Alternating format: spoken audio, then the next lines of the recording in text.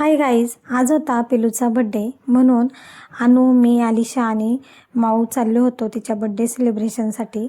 तर आम्ही बसने गेलो होतो खांबोली ते फेज 3 गेलो. फेज 3वरून आम्ही रिक्षा केली आणि मस्त वाटेमध्ये पाऊस चालू होता. मस्त सगळीकडे हिरवागार झालं होतं. दीदीच्या घरी गेलो, थोडा वेळ थांबलो. त्याच्यानंतर मंदिर आहे, मानदेवी मंदिर. मागच्या व्हिडिओमध्ये पण पाहिलं असेल तुम्ही, किती सुंदर मंदिर आहे. तर आम्ही कधीही मानमध्ये गेलो दीदीकडे किंवा दुसरं पण इतर काही काम असलं तर आम्ही तिथे पाया पडायला जातोच, कारण आमचं पूर्ण लहानपणच तिथं गेलेलं आहे. त्याच्यामुळं मस्त पाय वगैरे पडलो आणि थोडा वेळ तिथेच मंदिरामध्ये बसलो आणि आम्ही गिफ्ट वगैरे घ्यायला गेलो पिलूसाठी.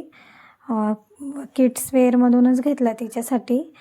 तर नंतर दाजी आले. दाजींनी आम्हाला त्यांच्या गावी नेलं आणि तिकडे गेल्यानंतर आम्ही डेकोरेशन, स्वयंपाक वगैरे केला आणि दाजी ते गाडी घेऊन येणार होते, त्याने टेम्पो घेतलेला आहे.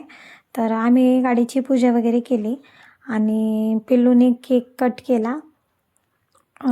लाईटच नव्हती, सारखीच पाऊस खूप होता त्याच्यामुळे लाईट गेलेली होती. आम्ही चार्जिंगचा बल्ब लावला होता, त्याच्यामुळे थोडासा धुरकट व्हिडिओ आलेला आहे.